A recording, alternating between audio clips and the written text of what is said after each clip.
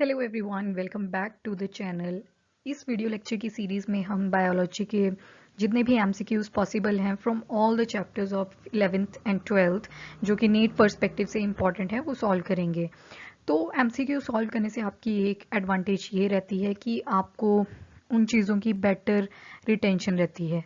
ठीक है, तो रिटेंशन पावर इंक्रीज करने के लिए you have to solve at least 10 MCQs per day अगर आप 11th क्लास में हो।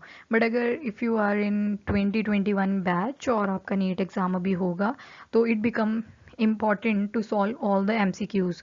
तो इससे आपको पता भी चल जाएगा कि आपकी तैयारी कितनी है। ठीक है, तो जो फर्स्ट एमसीक्यू रहेगा उसमें मैंने आपको 4 ऑप्शंस दे रखी हैं and you have to pick out one.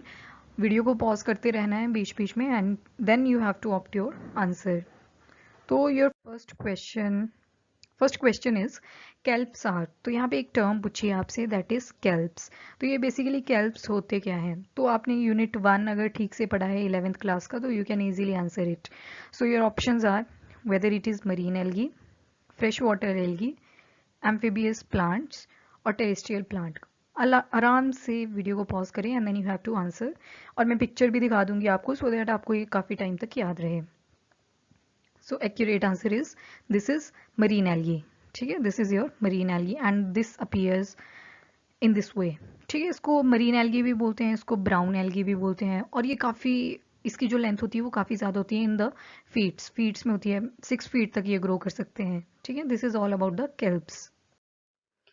Second question is which one is living fossil.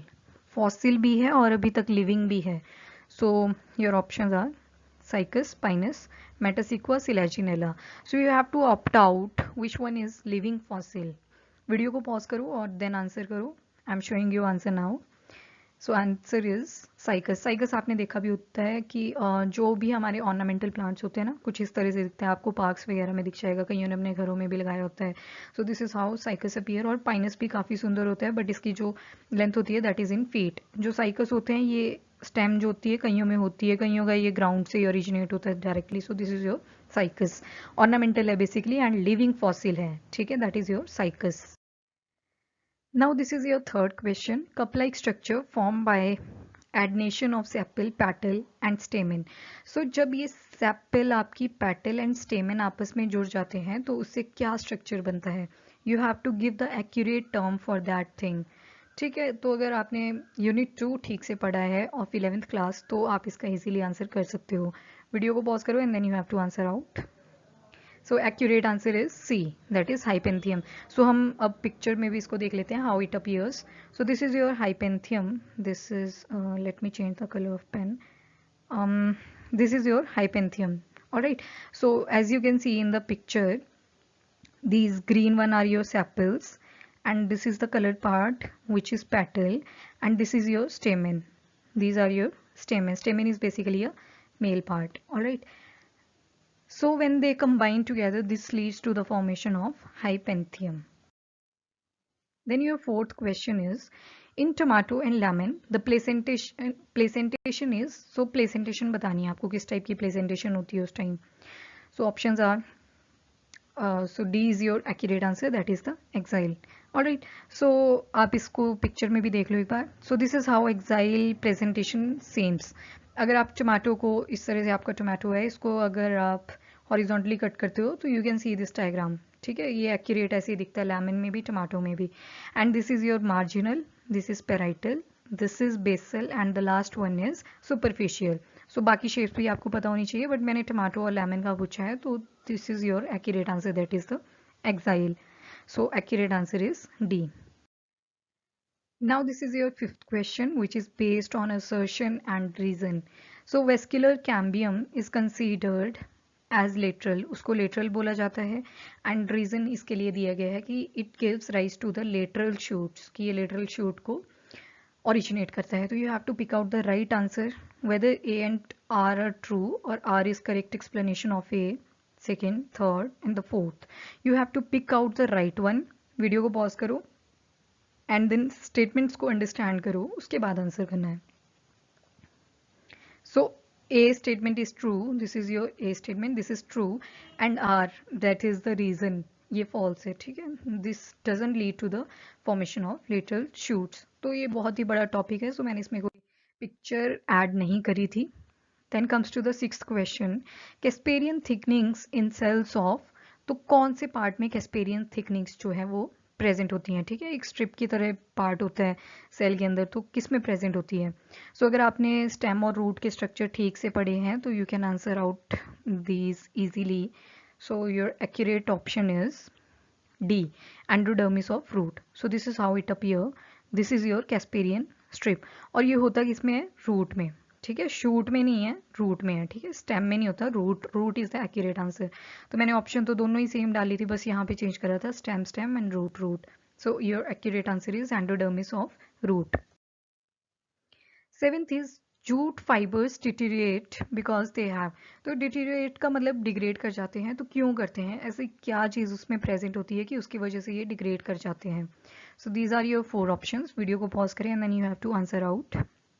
C, due to the presence of high lignin. तो उसकी वजह से क्या होता है, जो जूट फाइबर जो होता है वो क्या करते हैं, डिग्रेड कर जाते हैं, डिटीरिएट कर जाते हैं। सो this is how your high lignin, this is the lignin inside, ठीक है।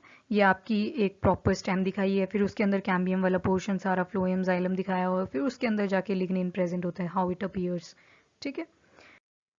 Then 8th question is tubulin occurs in. तो ट्यूब्यूलिन किस में प्रेजेंट होता है, microtubule, cilia and flagella, microvilli, both A and B. So you have to pause the video and then you have to answer out. So your accurate answer is A and B. तो this is how it appears, ठीक है, tubulin. तो ये आपका जो भी हमारा microtubules होते हैं, माइक्रोट्यूब्यूल्स के बाद हमारे जितने भी सीलिया एंड फ्लैजिला होते हैं उसमें क्या प्रेजेंट होते हैं, अंदर tubulin. Then animal cell do not possess. तो क्या चीज़ जो है वो एनिमल सेल में नहीं प्रेजेंट होती। डू रिमेंबर वन थिंग, मैंने राइबो सेल वॉल के बेसिस पे नहीं डाला है, वो तो आपको पता है प्लांट सेल में सेल वॉल प्रेजेंट होती है, but in case of the animal it is absent. So accurate answer is A, that is plasmodesmata. So how it appears, this is how plasmodesmata, this is basically a depression point, ठीक है। इस तरह से depressed part होता है उसको क्या बोलते हैं, प्लाज्मोडेस्मेटा, ठीक है। ये जो प्लाज्मोडेस्मेटा होता है जहाँ पे फ्लूइड का एक्सचेंज होता है ना, वहाँ पे प्रेजेंट होते हैं plasmodesmata. 10th question is structural element of chromatin is. तो स्ट्रक्चरल एलिमेंट होते हैं जो क्रोमेटिन के, उसको क्या बोलते हैं। So these are your 4 options: histone, acid, protein and DNA, nucleosome, nuclear matrix. So accurate answer is nucleosome. So how it appears, this is your chromosome, उसके बाद ये chromatin दिखाया है इसके अंदर से, and this is your histone protein। जैसे आपका DNA होता है ना, इस शेप से होता है DNA आपका, ठीक है। तो इसको एक प्रोटीन जो है वो कवर करके रखती है, उसको बोलते हैं हम हिस्टोन प्रोटीन, ठीक है। और न्यूक्लियोसोम कहाँ पे होता है आपका, दिस इज योर न्यूक्लियोसोम। तो एक पार्ट को निकाल लो तो उसको क्या बोलते हैं, nucleosome. That is C is your right answer. 11th question is based on assertion and reason. Cell membrane show fluid behaviour, और रीजन क्या है इसके पीछे, कि मेम्ब्रेन जो है that is a mosaic of lipids and proteins.